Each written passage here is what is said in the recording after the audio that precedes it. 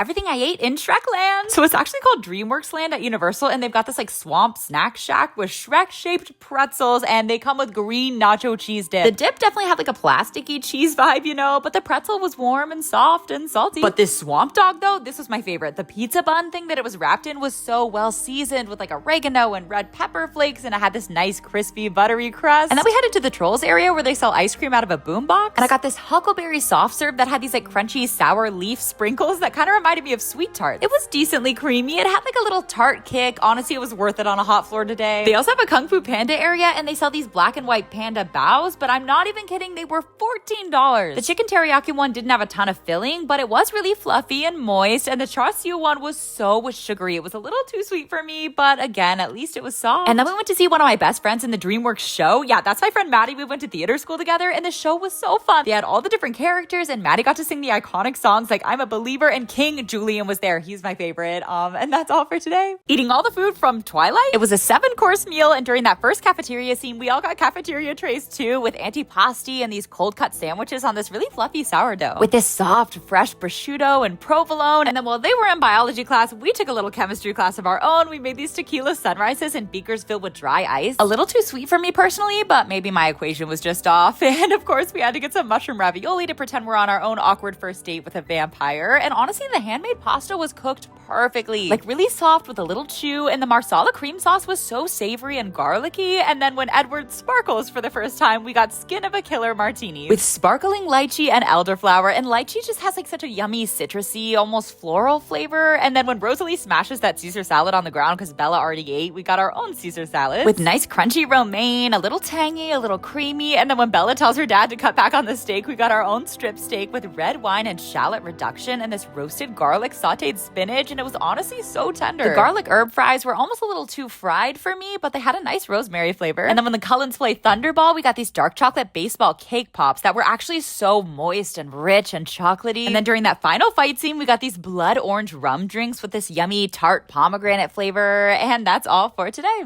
Everything I ate at the Coco dining room on the newest Disney cruise ship. This is my first ever Disney cruise, and the details are actually insane. Like every inch of this place is on theme. There's a whole stage in the middle where they perform songs from the show, and the dancers were incredible. The makeup prosthetics were amazing. And onto the food, I started with a birria empanada that was stuffed with so much beef brisket. It said it came with consomme, but this was more like a thick savory sauce than a broth. But the enchilada was definitely my favorite because the chicken was so tender and juicy. And the Chihuahua cheese was so melty. It kind of blended with this smoky guajillo enchilada sauce and created this like creamy, spicy deliciousness. And this roast chicken was smothered in mole and sesame seeds. The sauce had a lot of flavor, but the chicken was slightly dry. The carnitas was my favorite main for sure because the pork was perfectly crispy, but also so moist, and the pickled onions and guac were like super fresh, and the cilantro lime rice was cooked perfectly. We also tried the blistered poblano pepper that was stuffed with Oaxaca cheese and rice, and the sauce was a little bit sweet and kind of rich, almost like a marinara. The churros were the best dessert by far. They were so soft and warm inside, and then crispy and sugary on the outside, and the caramel was like smooth and thick. The chocolate cake though wasn't my favorite. It almost tasted a little stale, and then the raspberry cream was kind of strong for me because I don't love berries and chocolate together. And then this cappuccino creme brulee cheesecake wasn't bad. It was pretty smooth and creamy. I think it needed a little bit more crust, but yeah, that's all for today.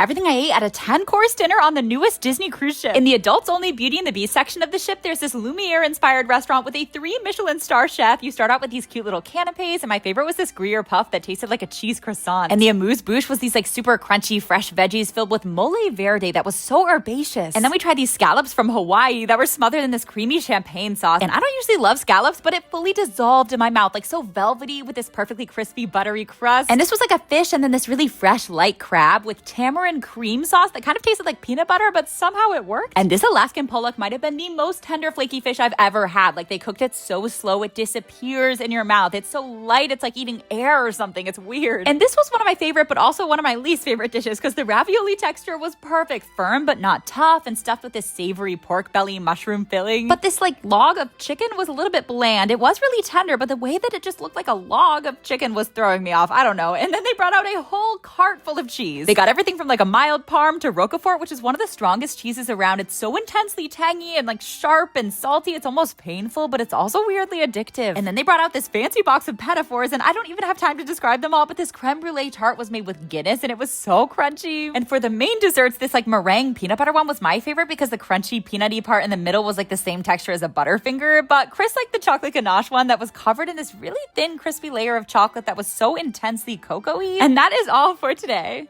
Eating this week's new fast food items for a full day? You already know I had to start with Taco Bell's chicken nuggets. They're marinated in jalapeno buttermilk and breaded with tortilla chips. And the chicken quality is giving like Chick-fil-A. It's actually chicken. It's not some McDonald's goop, you know? There's also 3 different dipping sauces. The Bell sauce is by far the best. It's so thick and peppery. It actually has some nice smoky heat. I also love that they didn't skimp on the size. Like they're actually chicken nuggets and not little chicken crumbs. The Fire Ranch was like barely spicy at all, and Hidden Valley isn't my favorite. Similarly, the jalapeno honey mustard doesn't have any heat, and also I just don't love honey mustard. It's a little too sweet for me. They also brought back their caramel apple empanada, which is a decent size, nice, crispy, sugary crust, but the filling is so sweet. It's a little bit too caramel forward, you know? And I tried their new Midnight Cherry Freeze. The first sip was like all black cherry liquid at the bottom, and it was so sugary, but once you get into the blue raspberry, it's not bad. I also went to Burger King because they brought back these BK melts. It was kind of terrible though. Like a melt is supposed to be buttery and crispy on the sides, right? This just felt like a soft white bread sandwich with a burger in the middle. I was so excited for these fiery chicken fries though. They're definitely smaller and a little bit floppier than I was hoping for, but the peppery heat is there. It's a nice hot saucy spice. The churro fries didn't come with a dipping sauce unfortunately, but they were kind of fire, crispy on the outside, kind of soft and warm and sweet inside. And that's all for today. Eating all the food from The Office. It was a 7-course meal. We watched all the Christmas episodes, and first up we had Kevin's famous chili. Even though it's not from a Christmas episode, it's iconic. The key is to undercook the onions, of course, and it had this like yummy sweet jalapeno spice, and it was like really rich and cheesy too. We also got World's Best Boss chili maple old fashions, and then when Jim puts hot sauce in Pam's teapot gift because she thought it was like ketchup and put it on a hot dog, we got these beautiful beef hot dogs with pickles, dill, mustard, these like juicy charred cherry tomatoes, and hot sauce, of course. And then when Dwight brings in a Christmas goose, we got our own goose that was actually crispy duck breast with this candied lemon peel, and the skin had this like super satisfying crackle. And then when Pam and Karen throw a margarita Christmas party, we got our own cinnamon cranberry margaritas. And y'all, the party showdown is such a funny episode. Everyone was just dying, and the margaritas definitely didn't hurt. And of course, we had to have our own Benihana Christmas feast with hibachi dipping sauces, and the miso salads were so fresh, and they had that addictive ginger garlicky dressing, and the chicken was so moist and buttery and so good with that creamy, delicious yum yum sauce. And finally, we watched the Moroccan Christmas episode. We got our own felt fez hats and this perfectly charred spiced lamb with this like tangy yogurt sauce and crushed pistachios. It was so soft, so tender. And when Merida's hair catches on fire, we got these fire red mango mousses encased in crunchy chocolate. They were very smooth and fruity. And that's all for today.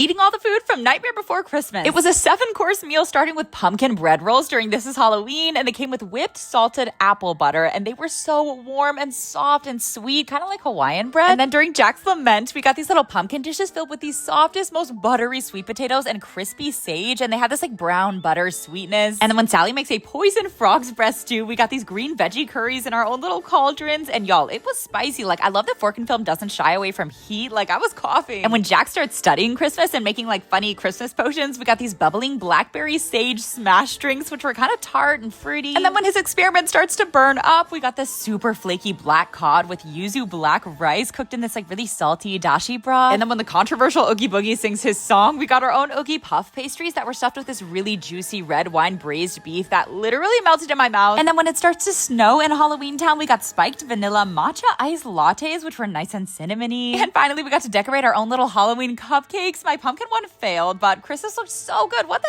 heck? But yeah, they were really yummy and soft, and that's all for today.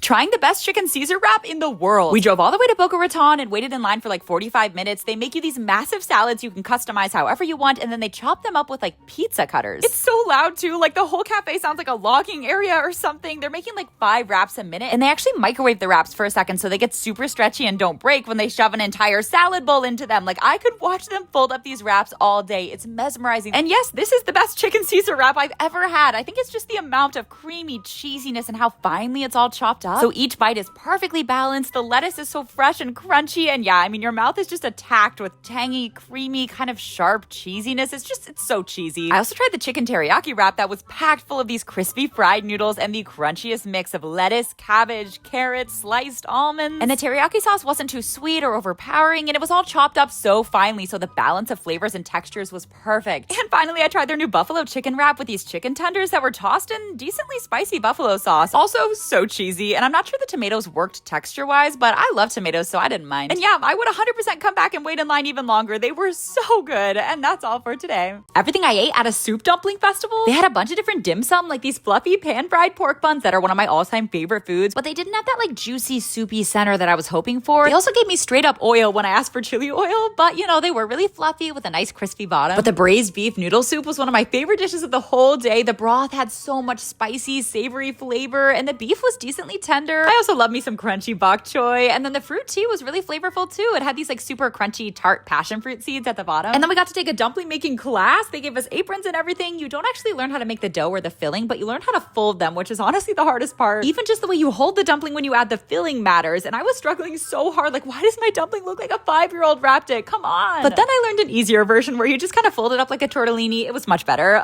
You can also use a fork to seal the edges for like a fun texture. Anyway, then they steamed our dumplings for us, and our instructor made us this chili oil peanut sauce that was insane. It was so nutty and spicy, and the dumplings were actually like really tender and delicious. We also got to spin the prize wheel, and I won some chopsticks. And so even though they ran out of soup dumplings, it was still a fun, yummy event, and that's all for today. Eating all my PR packages for a full day. Milk Bar sent me an entire quadruple chocolate cake with chocolate truffles on top in this like intensely rich brownie jam, and it's so freaking moist too. And the frosting is like so fluffy and smooth, but also just so decadent. They also sent me a whole box of cookies with oatmeal cream ones and chocolate chunk ones, and this triple peanut butter cookie, which was so soft and chewy with these big chunks of peanut butter chocolate and peanut butter chips. And Poppy went a little bit overboard. They sent me 3 whole boxes. I've actually never tried Poppy before, so I thought I'd start with root beer because it's one of my favorite sodas, but the flavor was like a little bit off for me. I don't know why, so I tried the watermelon one, and that hit. It was nice and fizzy and sweet and refreshing. I honestly liked most of the flavors. And then Oat House sent me an apple cider donut granola butter for fall, and these butters are addictive, kind of like how Nutella is just like so sweet and also nutty and kind of crunchy, but also kind of smooth. And then Smarties sent me not 1, not 2, but 8 bags of Smarties and a bunch of like giant Smarties and Smarties lollipops. The giant ones are a bit intense, but honestly, the small ones are kind of perfect like for a movie snack because you can just suck on them for a while, you know? And the Smarties gummies have the perfect soft, chewy texture. They're almost creamy too. And finally, Tazao Tea sent me this espresso martini kit to make espresso chai lattes, and I'm not usually a chai girl. Honestly, I'm not much of a tea girl, but it was like really yummy and cinnamony and spicy, and that's all for today.